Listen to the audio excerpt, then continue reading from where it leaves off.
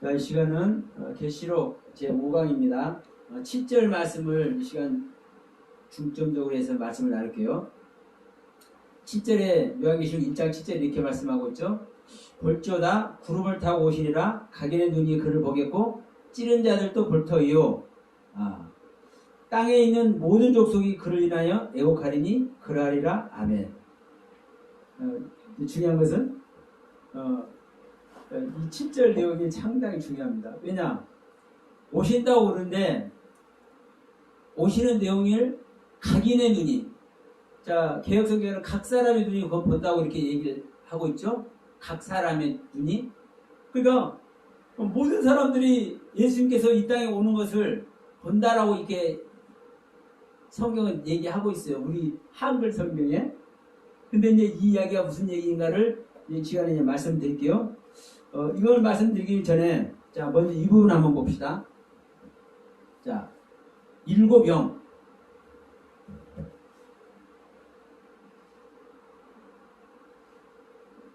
일곱 영. 지난 시간에 이제 우리가 6절 말씀까지 이렇게 나누면서 이걸 말씀 못 드렸기 때문에 잠깐 좀 언급을 할게요. 이 일곱 영은 지금 이제 주님을 표현하는데 주님은 이제 입에서 말씀의 검이 나오고 일곱 영이 있고 네 생물이 있고, 그러니까 보좌 앞에 일곱 영이 있잖아요. 그러니까 영은 그 존재라고 생각을 해. 영은 그 존재라고 생각하니까 일곱의 영을 그려놓고 어떤 사람은 저번에 그 전에 제가 그 목회자 세미나 할 때 이제 오셨던 분인데 최아무개 목사님이라고 40년 동안 이 계시록을 연구하셨대요. 근데 그 책을 보니까 책을 큰 걸 줘서 보니까 좌우에 날선검이 나온다고 이렇게 되니까 검을 이렇게 길어놨어 이렇게 이러다가 그런 게 아니에요. 그런 게 그러니까 뭔 말인지도 모르는 거예요. 그리고 많은 앞뒤로 많은 눈이 있다니까 주님을 그려놓고 눈을 수없이 이렇게 그려놔 사람 눈을. 이런 묻지 못할 사실 에피소드가 있어요. 그냥 에피소드라고 해야죠. 근데 그게 그분한테는 40년 동안 계시록을 연구한 결과라니까. 입에다가 칼을 이렇게 나오게 이렇게 그려놓고 수많은 눈들 그려놓고 내생물 그냥 그려놓고 일곱 영 그려놓고. 근데 자, 여기서도 보시면 일곱 영이, 일곱은 일곱이라는 숫자적인 거예요. 그리고 영은 푸념합니다. 그러니까 일곱은 헥타죠. 헥타. 그러면 일곱 영이 여기서 소유격이에요. 소유격. 요한 안에 소유되어 있는 일곱 영이라니까요. 그러면 제가 이제 이런 말씀하면 지난번에도 말씀드렸지만, 야, 그럼 보좌가 됐든 하나님의 보좌가 됐든 일곱 영이 됐든 그럼 이건 하나님 것인가 하나님의 소유격이지, 이렇게 얘기할 수 있어요. 네? 이렇게 얘기할 수 있어. 야, 너는 무슨 근거로 요한 안에 소유되어 있다고 얘기하느냐, 이렇게 얘기를 할 수 있어. 근데 중요한 것은 뭐냐면 지금 이 일곱 영이 몇 군데 나옵니다. 자, 3장 한번 보세요. 3장. 계시록 3장이요? 네, 계시록 3장 1절. 사대교회의 사자에게 편지하노니 하나님의 일곱 영과. 자, 여기서 이제 뭐라고 합니까? 하나님의 일곱 영. 그렇죠? 하나님과 일곱 영. 중요한 것은, 자, 계시록 3장입니다. 그러면 여기서 이 하나님이 소유격이요. 이것은 일곱 명은 목적격이요. 근데 지금 1장 4절에서는 이 일곱 역이 소유격이요. 왜냐하면 앞에 명사가 없잖아요. 하나님의 명사가 없잖아요. 그러니까 여기서는 하나님이 소유격이기 때문에 이 일곱 영이 목적격이지만 사실 소유된 것 안에서 목적을 이루는 거잖아요. 우리가 내 안에 하나님도 소유가 되고 예수 그리스도도 소유가 됐으면 이 하나님과 예수 그리스도로 말미암아 목적이 이루어져야 되잖아요.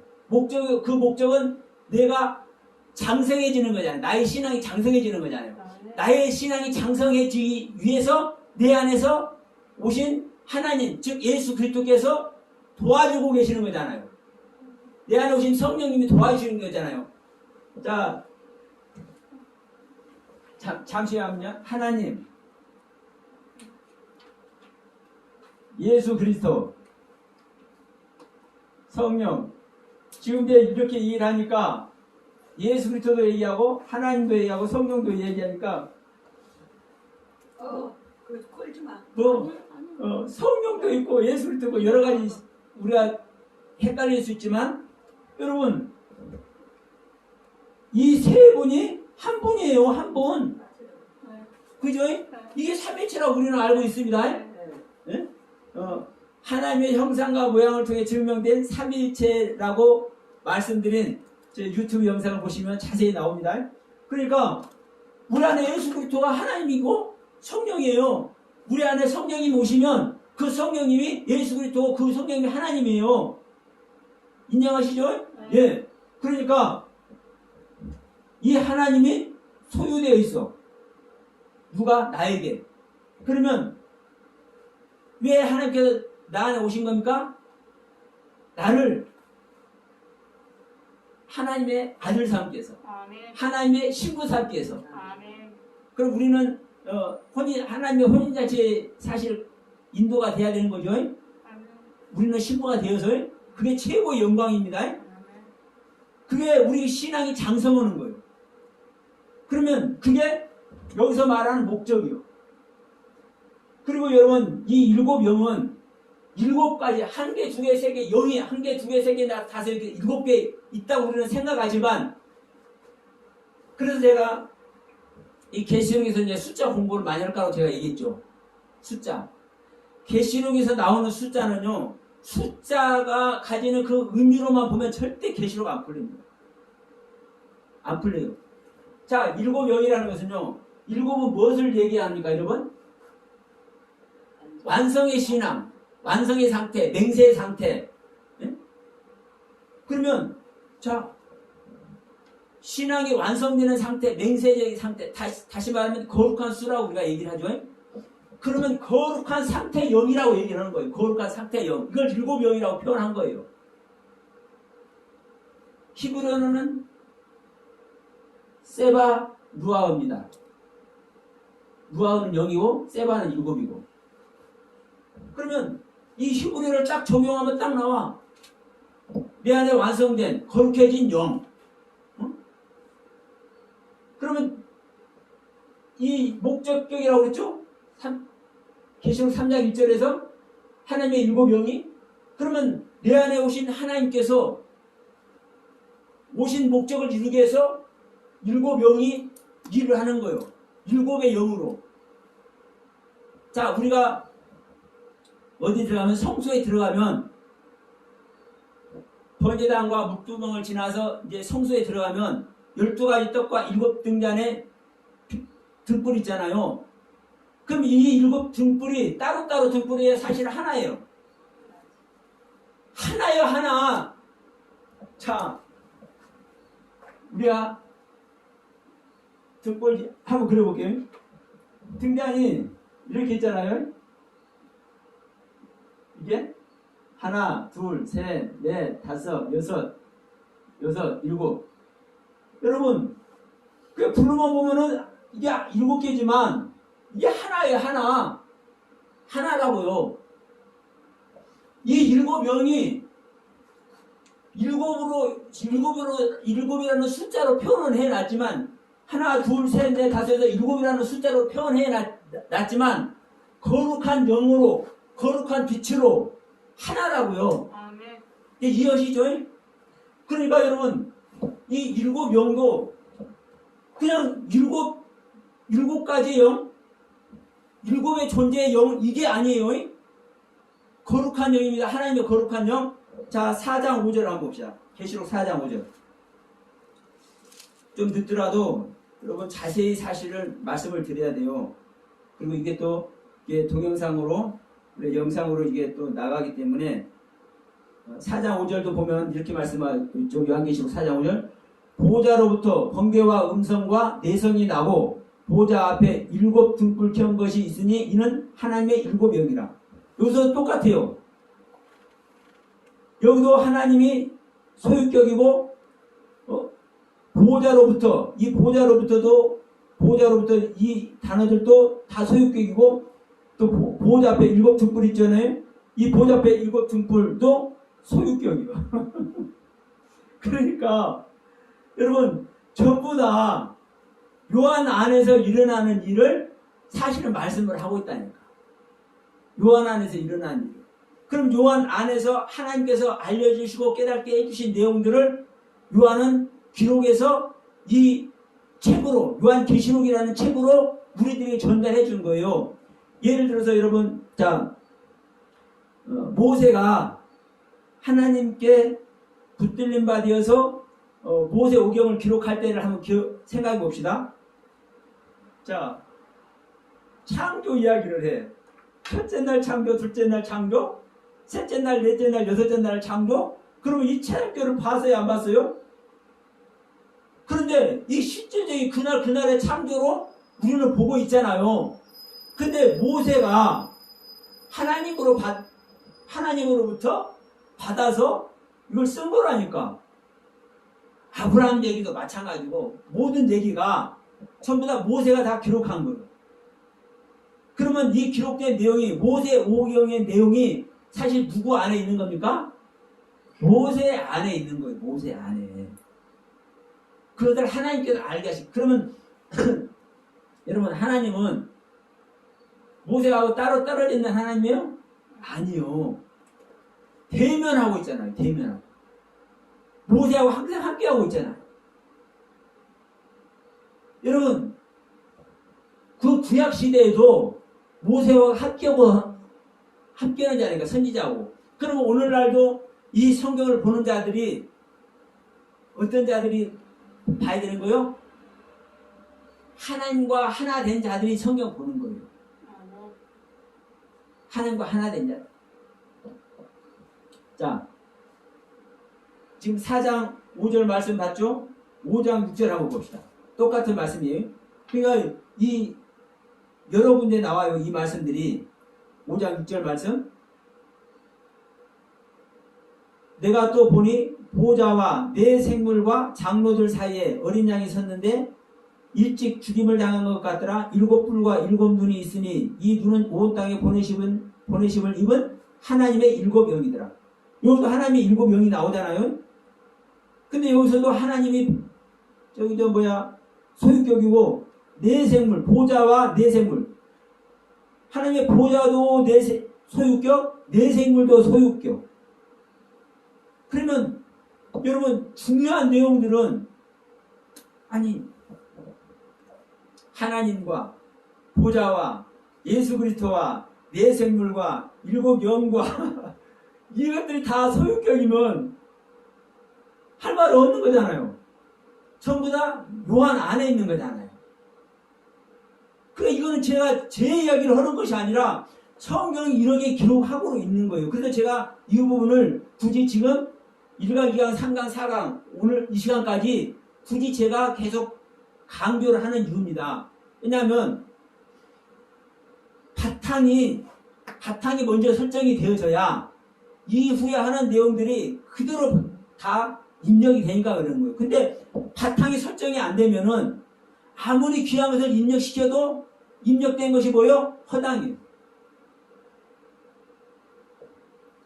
자, 교회가 세워지려면은 반석이 세워져야 되잖아요. 응? 그래서 너는 반석이 되라고 얘기를 하잖아요. 베드로한테. 반석 위에 교회 세워지지 않는 교회는 허당이라니까. 반석 위에 세운 교회만이, 즉 바탕이 이루어진 교회만이, 주춧돌이 이루어진 교회만이 세워지는 교회예요. 그러니까 이제 지금 2장부터 계속 계시록 전체 내용을 해야 될 텐데, 이 계시록 전체 내용이 어떤 설정 안에서, 어떤 설계도 안에서 하는 얘기인지를 모르면은 이거 허나만한 거예요. 이 계시록 이야기 자체가 7교회에게 하는 소리라니까.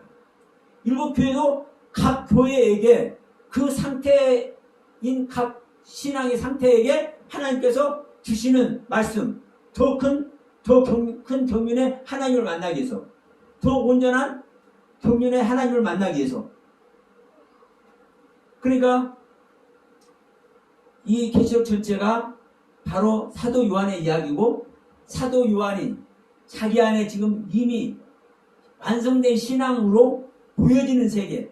그래서 우리 전 시간에도 말씀드리잖아요. 1장 19절 말씀은 네가 본 것, 그리고 너에게 있는 것, 그리고 장차 될 것들, 이걸 기록해서 보내라. 다른 게 아니에요.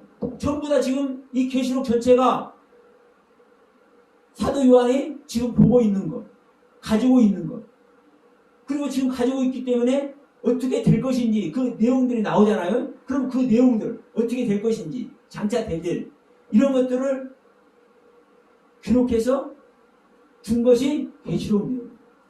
그러니까 수많은 사건들이 나오지만 이 사건들을 그냥 14만 4천이 나오고 12지파가 나오고 수많은 일이 있다 보니까 그 각각의 일로만 생각을 해버리지, 이것이 실질적인 우리 안에서 일어나는 신앙 이야기고 우리 안에 신앙이 성숙되는 이 이야기인 것을 몰라.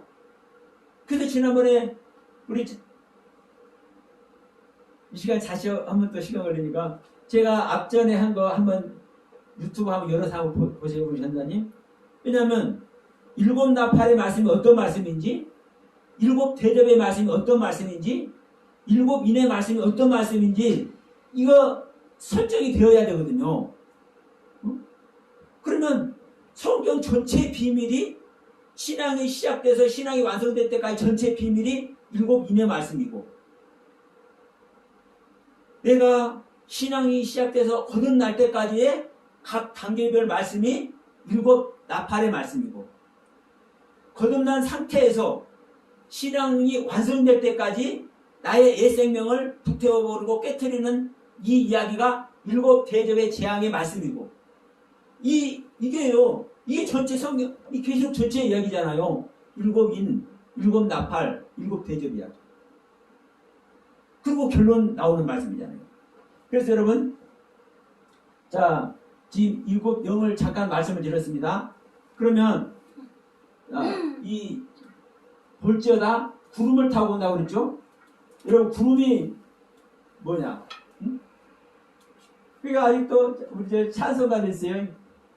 먼 하늘 이상한 구름만 떠도 우리 주님 오시는가? 고대하는 주님 고대가 찬양돼 있어.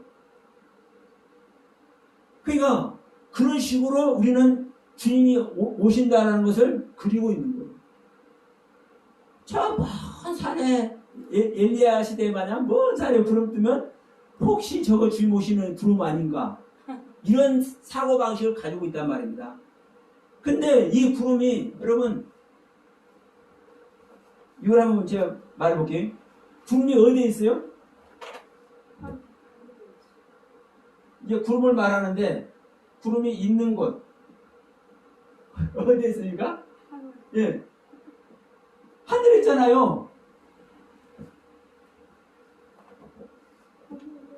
자, 하늘은 누구의 영역입니까?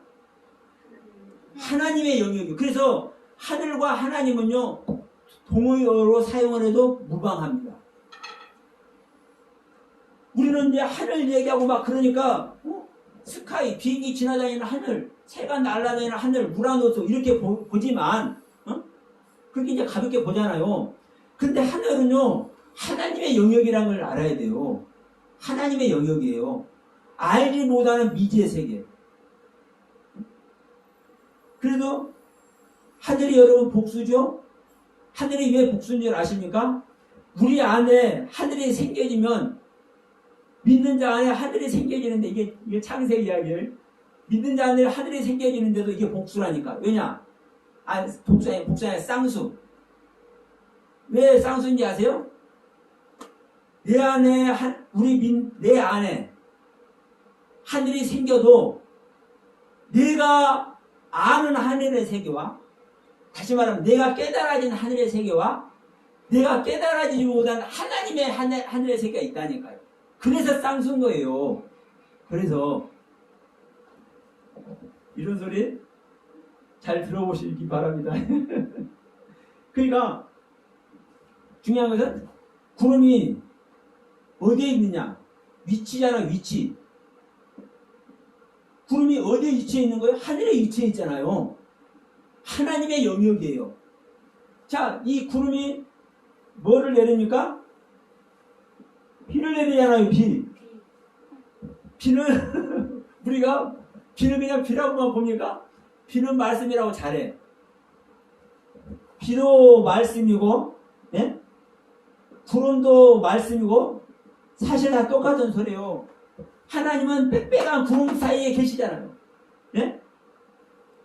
빛 사이에 계시다니까. 비의 말씀. 그러니까, 자, 히브리서 6장에서도 한번 비침을 맛보고 내세까지 경험한 자가, 성령을 맛보고 내세까지 경험한 자가 타락하면 회개도 못하게 버려. 쫓아내가지고. 그런데도 계속된 비를, 하나님께서 내리신 계속되는 비를 맞고 채소를 내놓으면 하나님께서 기뻐하십니다. 그러면 이 비가 빕니까? 하나님께서 주신 말씀이잖아요. 그러면 비가 뭘 갖고, 뭘 타고 와요? 구름 타고 오잖아요. 그러니까 성경은 이제 마태복음, 마가복음, 누가복음에서도 예수님께서 구름 타고 오신다는 소리를 여러 군데에서 하셨어요. 그러면 예수님께서 손오공입니까? 손오공같이 구름 타고 다니게? 그거 아니잖아요. 하나님은 말씀이라니까요, 말씀. 하나님은 말씀이요. 그러니까 우리 인간의 그 사고들을 조금 이렇게 깨우기 위해서 이런 이제 이야기를 하는 거예요. 왜냐하면 우리 인간 세계에 보여지는 것으로 설명을 해야 좀 이해를 할 수 있지 않습니까? 그러나 그 설명하는 내용들을 보면은 이 구름을 말씀으로, 구름을 비로, 구름이 비를 내리게 하잖아요. 성경에도 보면. 제가 계시록에서 보면은 구름 사이에 무지개를 두고 그러잖아요. 그러니까 모두가 말씀으로 집약되는 거예요. 말씀으로. 그러면 주님은 그 말씀을 가지고 오시는 것이고 그 말씀 자체가 주님이잖아요. 그러니까 구름 타고 온다는 것이 말씀 타고 오는 거예요. 말씀 안에서 오는 거예요. 그러면 이 구름을 타고 오라는 것은요. 여기서도 1장 7절에서 이거 치고 합시다.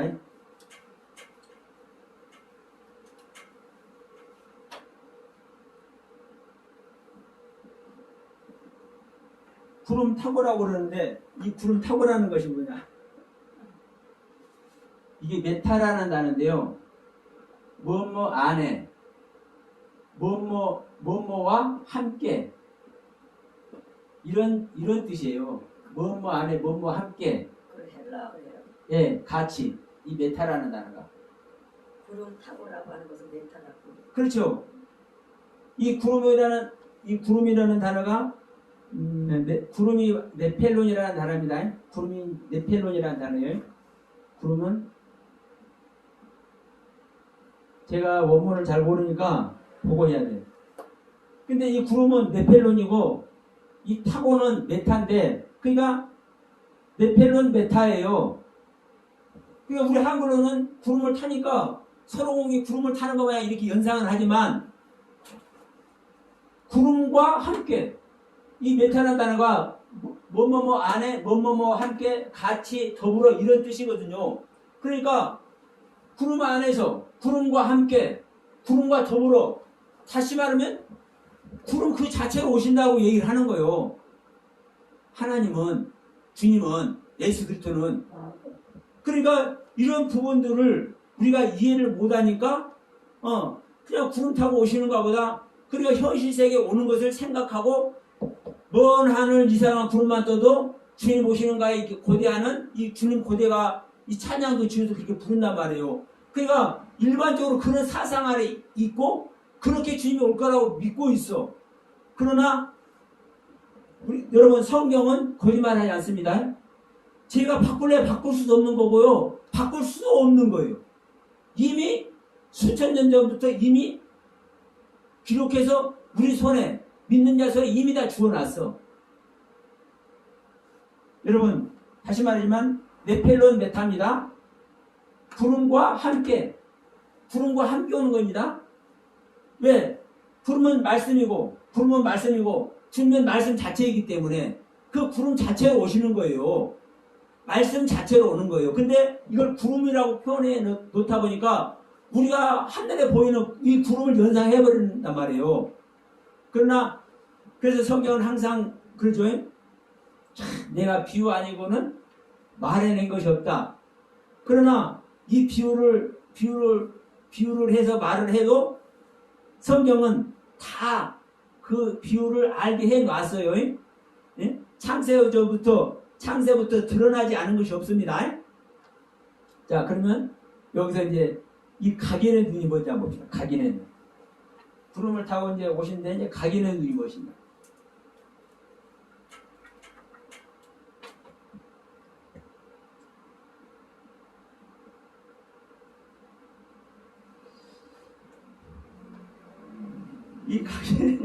이 각인의 눈이 이 파스라는 단어.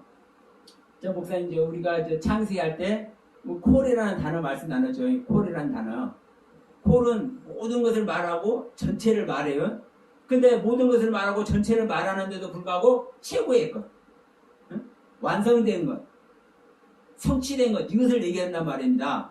이게 헬라어로는 이게 파스예요. 파스. 이 눈은 옵달모스.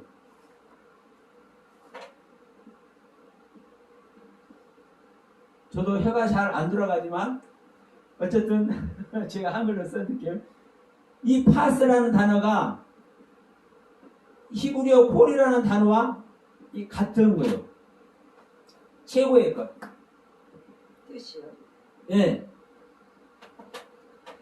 이게 전체 모두 다 자 이런 뜻이에요. 그런데 전체 모두 다 이런 뜻인데 그 뜻이 어떤 상태에서 이것을 얘기를 하냐면 자 최고의 것, 가장 크고 완전한 것,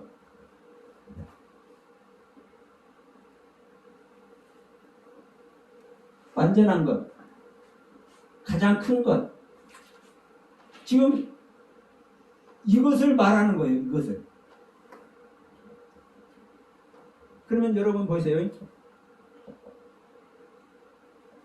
이 내용이 어떤 내용인지 예수님께서 오시면 모든 사람 봅니까? 안 봅니까? 모든 사람 다시 다 보는 거예요. 근데 모든 사람이 절대 못 봐. 왜 못 보냐? 예수님은 말씀으로 오시잖아요. 예? 말씀이 오시잖아요. 그런데 이 오시는 말씀의 세계가 뭔지 그 말씀을 모르면 그 말씀으로 오는 주님을 봐요, 못 봐요? 절대 못 봐요. 그러니까 보세요. 지금 이 각인의 눈이라는 이 이야기, 이 단어가 이 파스, 이제 빨간색으로 한번 해봅시다. 이 파스라는 단어와 이 옵탈모스라는 단어, 이건 눈입니다. 눈. 이 각인은 이 파스라는 단어예요. 각인의 눈이 봐. 파스 옵탈모스가 봐. 다시 말하면 눈으로 보기는 봐. 옵탈모스라는 눈으로 보기는 봐요. 근데 이 눈이 어떻게 됐을 때 봐요? 눈이 파스가 됐을 때 보는 거예요. 눈이 최고의 눈이 되고 완전한 눈이 되고 가장 큰 눈이 됐을 때. 네? 우리가 주님께서 오시면 자 우리 전 시간에 왕권을 가지고 오시는 주님, 권능의 능력으로 하나님 나라의 능력으로 오시는 주님, 권능으로 오시는 주님, 이거 다 봤잖아요. 그러면 그 말씀들을 볼 때도 보면은 자 모든 징조와 모든 환난과 이런 것들을 다 거친 다음에 그 인자가 오시잖아요.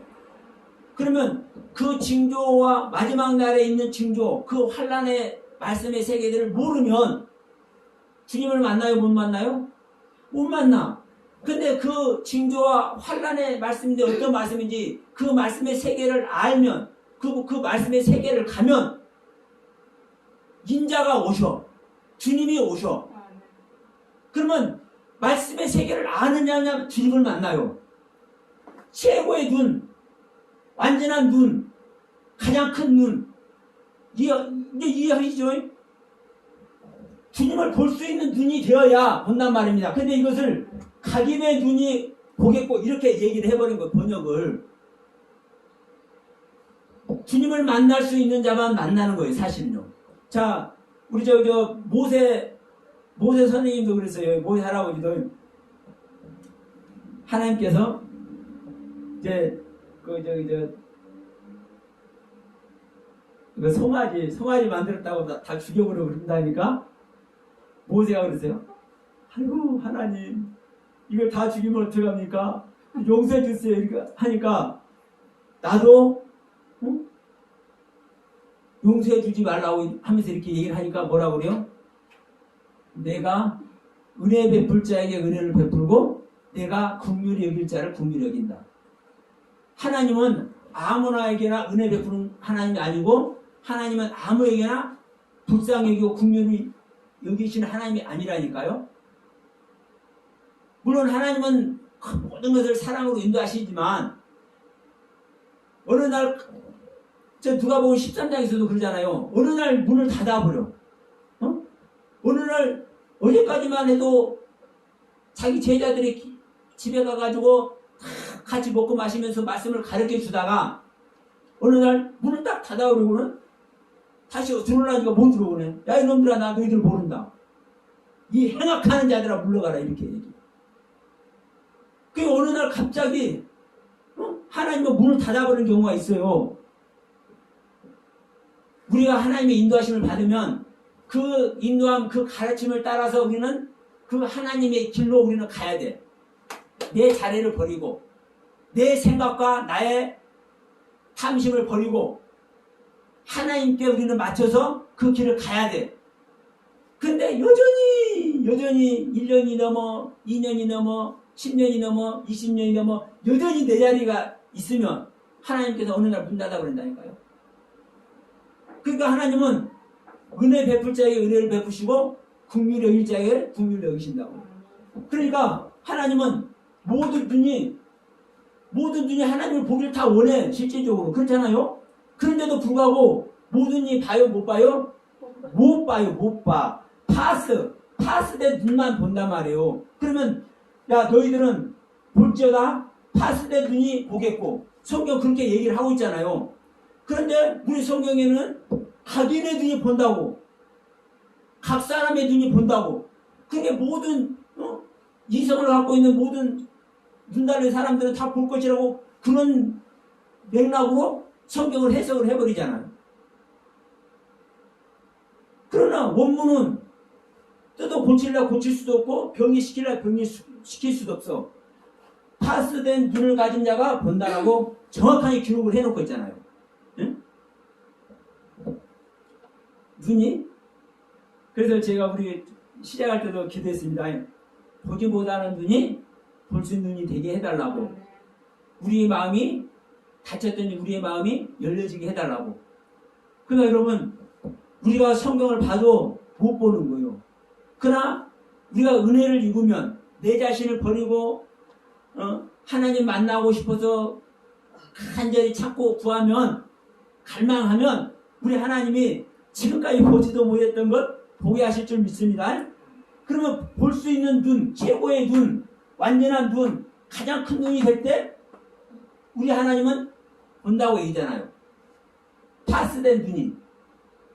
그러면 성경은 정확한 이렇게 얘기를 하고 있는 거예요. 자, 구름을 타고 오시리라, 말씀을 타고 오시리라, 파스된 눈이 그를 보겠고, 그를 볼 만한 눈으로 바꿔진 자는 그를 보겠고, 찌른 자들도 볼 터요.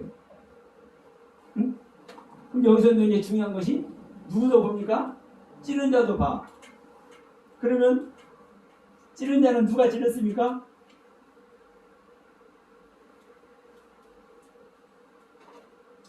이 찌른 자를 영적으로 하나님을 핍박하는 사람도 볼 것이다. 이렇게 이제 얘기해버리는 사람도 있어요. 그것도 맞아. 그러나 여기서 찌른 자라는 것은 실질적으로 예수님께서 십자가에 달 때 예수님의 옆구리를 창으로 찔린 자, 예수님께서 그 골고다 언덕으로 끌려갈 때 그 예수님을 핍박한 자, 사실 그들을 얘기를 하는 거예요. 그런데 그들 중에서도 회개하고 자기 눈을 버리고 그리스도의 눈을 달고자 하면 보는 거예요.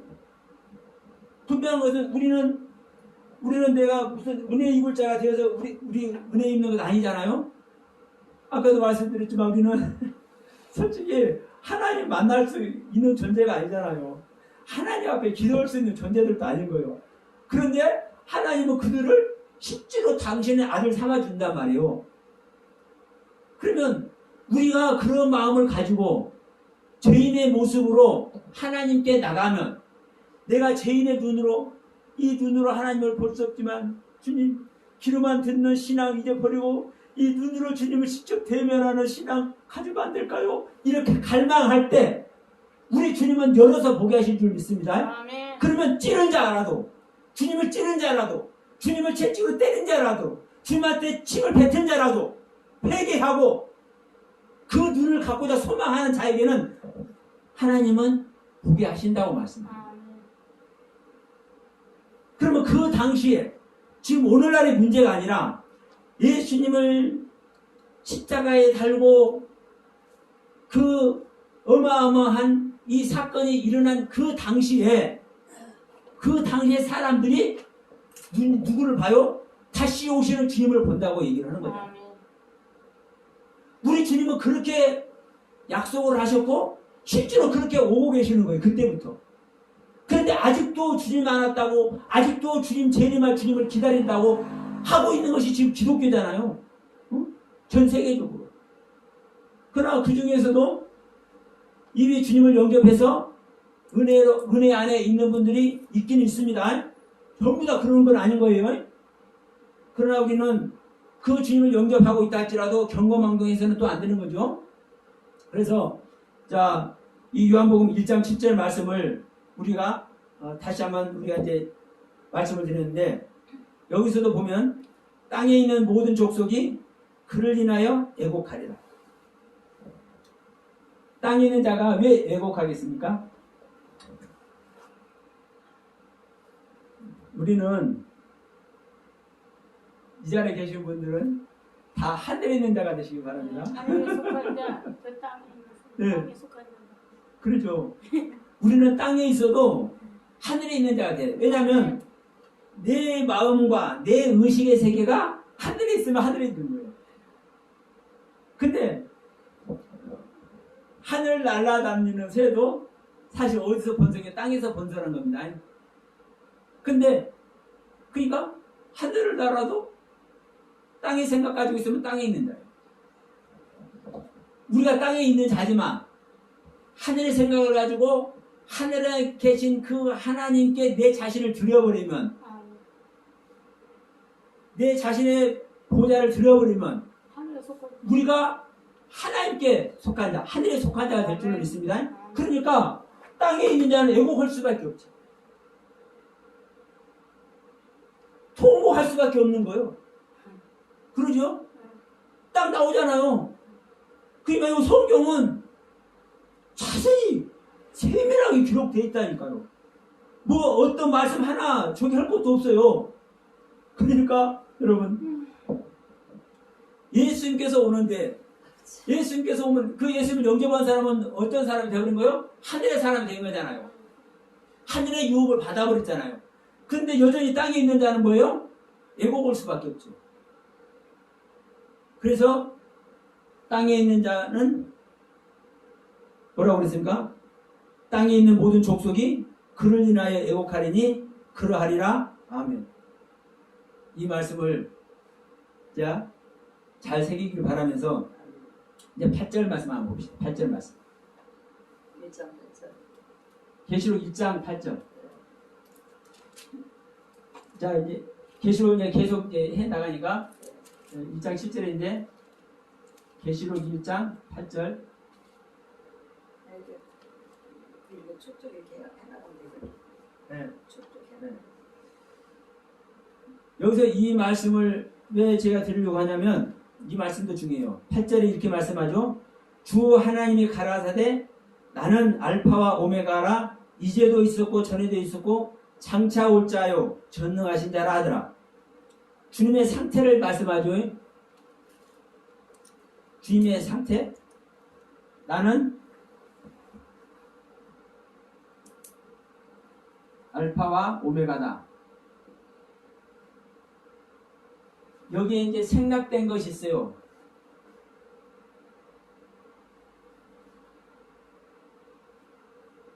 처음과 나중이다. 아르케텔로스라는 단어도 있는데 지금 이 번역 우리 한글 성경에는 번역이 안 돼서 그냥 지나가도 돼요. 이 알파와 오메가라는 단어와 일맥상통하니까 같은 의미니까 이제 지나갑니다. 근데 여기서 이제 무슨 말씀이 이제 중요하냐면 이제도 있었고 전에도 있었고 장차 올 자. 이제도 있었고 전에도 있었고 장차 올 자.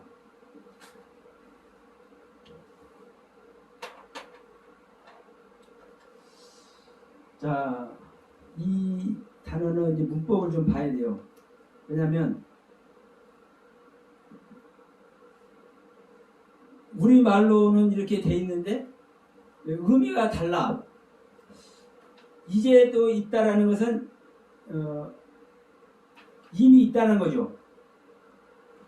주님은 누가 있으라 해서 있고 그런 것이 아니라 주님 스스로 현재 시제로 있는 거예요. 능동적으로.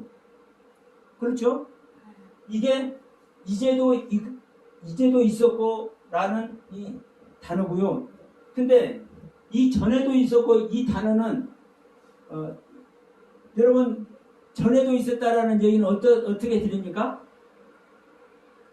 이미 이전에도 있었다 이렇게 들리잖아요. 그러죠? 전에도 있었다라는 것은 지금 현재 말고 이전에 과거로 표현되는 이전에 그때도 있었다라고 이제 이렇게 생각이 들지 않습니까? 근데 이 전에도 있었고 이 얘기는 이 단어는요 동사 미래 능동태요. 과거가 아닙니다. 이 부분을 제가 이 부분하고 이제 이 부분을 제가 좀 이번에 설명드리려고 그래요.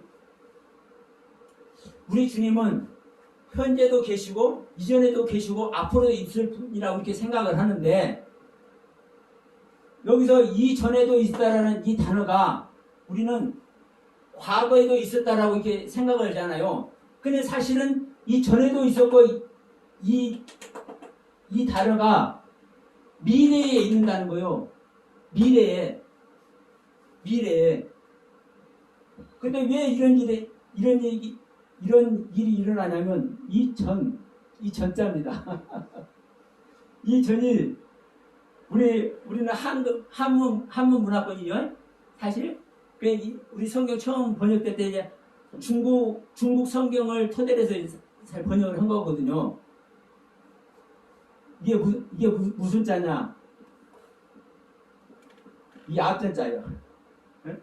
앞전 자. 이 앞전 자라는 이미 과거를 말하는 것이 아니라 이 앞에 있는 것을 얘기잖아요. 앞에 있는 것을. 그러니까 앞에 미래 되어질 이 앞에 지금 현실 앞에 더 전진해서 이 이야기인 거예요. 이 앞전 자라는 단어가 이 앞전 자라는 글이. 그러니까 전에도 있었고라는 것은 앞에도 있을 것이다 이 얘기인 거예요. 우리 주님은 지금 현재도 스스로 계셔. 하나님은 누가 이스라엘에서 있는 분이 아니죠. 그래서 능동태인 거예요. 하나님은 지금 현재도 계셔. 그런데 앞으로도 계실 거야. 하나님께서 능동태로 앞으로도 미래도 계실 거야. 그런데 이제 이 단어입니다. 장차 올 자. 그러니까 이 부분이 이제 사실은 오류가 되는 거예요. 우리가 알 때 장차 올 자는 앞으로 오실 주님을 인지하죠. 예. 근데 이 부분은 동사고 현재인데 능동태가 아니라 수동태가 아니라 중간태예요.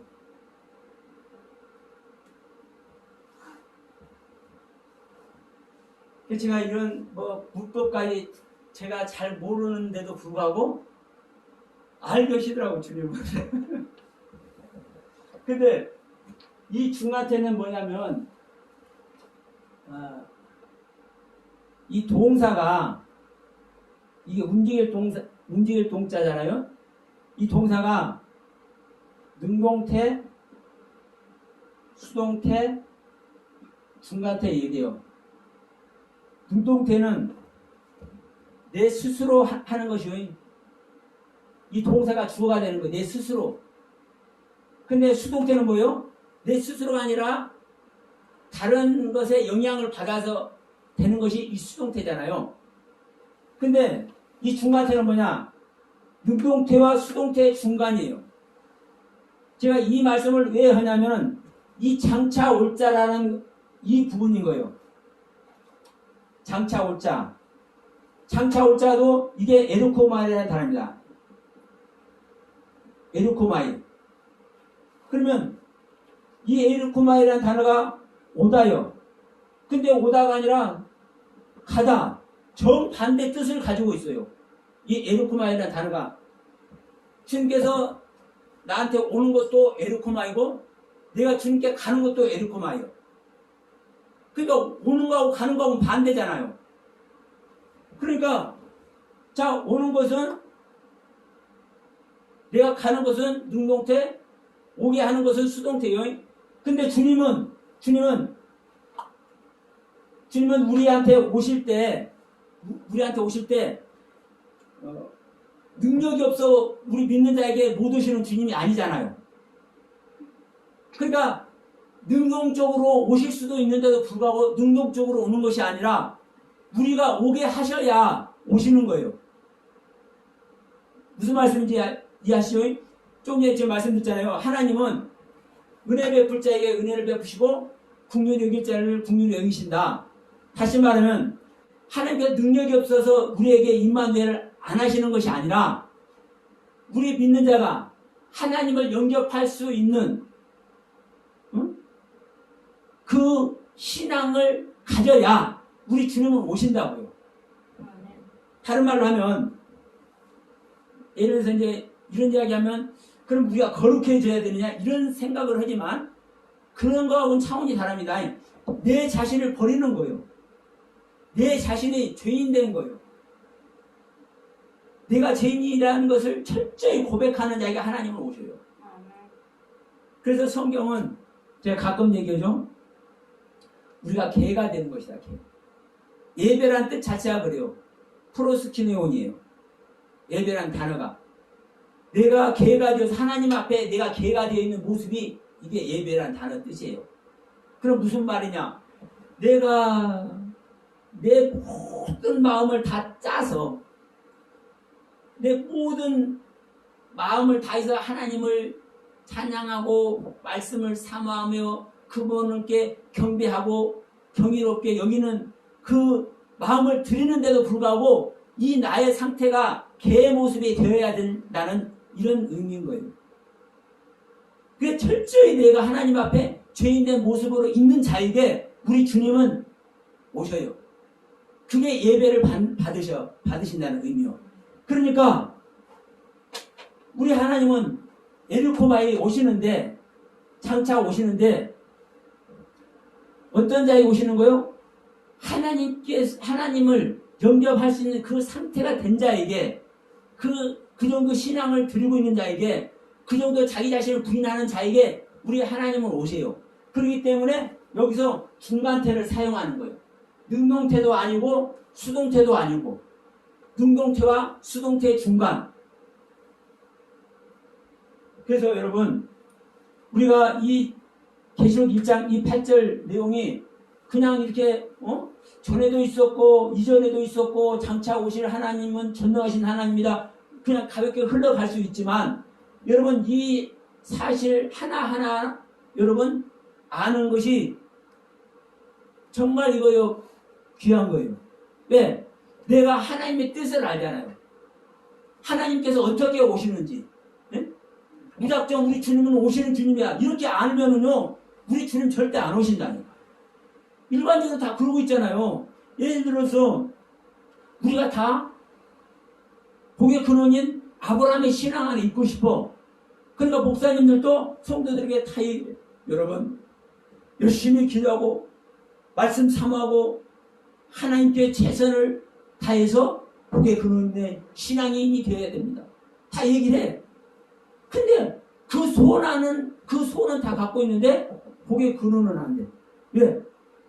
내가 복의 근원인 아브라함의 신앙을 어떻게 해야 그 아브라함의 신앙이 실제로 나에게 실제 되는지 그 세계를 안 가니까 안 되는 거예요. 그런데 그 세계를 성경은 뭐라고 기록하느냐?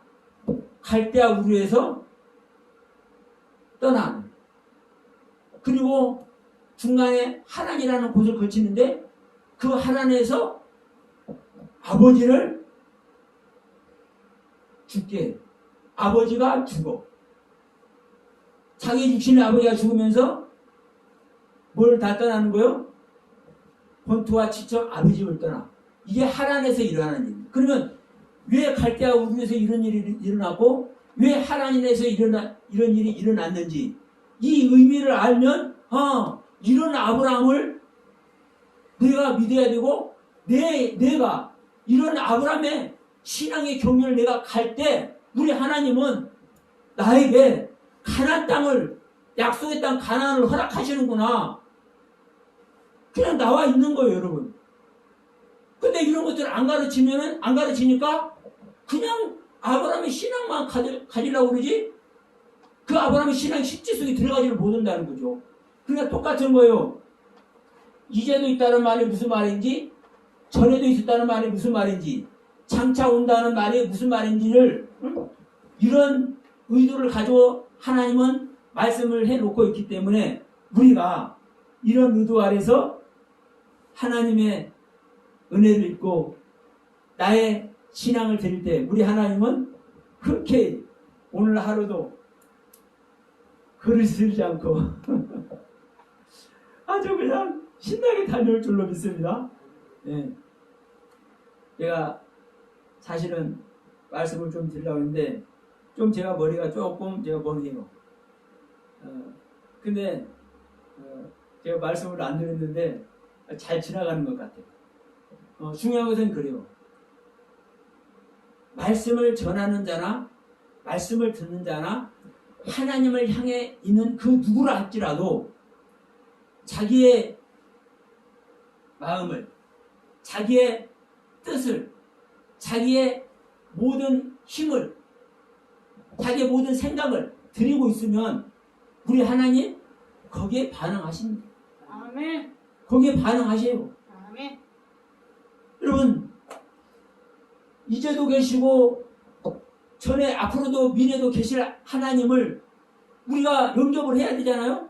그러면 우리가 동사 현재로, 중간태로, 수동태도 능동태도 다 경험하게 하는, 내가 주님께 가져야 되고 주님께서 나에게 오시는 이 에르코마이라는 이 단어 뜻 자체가 그러잖아요. 가는 것도 기고 오는 것도 기고 수동태도 되고 능동태도 되고, 이 단어 자체가 그렇다니까. 그 장차 올 자라는, 이 장차 온다라는 이 단어 자체가 에르코마이라는 단어라니까요. 그러니까 여러분, 내가 가지 않으면 절대 하나님 안 옵니다. 그리고 하나님이 안 왔는데 내가 하나님 소유한 거 아닙니다. 내가 하나님께 가져야 하나님께서 나에게 임마누엘 하는 것이고, 또 내가 하나님께서 나에게 임마누엘 해줘야 또 실제로 나도 또 주님께 가지는 겁니다. 그 안에 모두가 다 들어가서 하늘의 유업을 받는 저와 여러분들 다 되시기 바랍니다.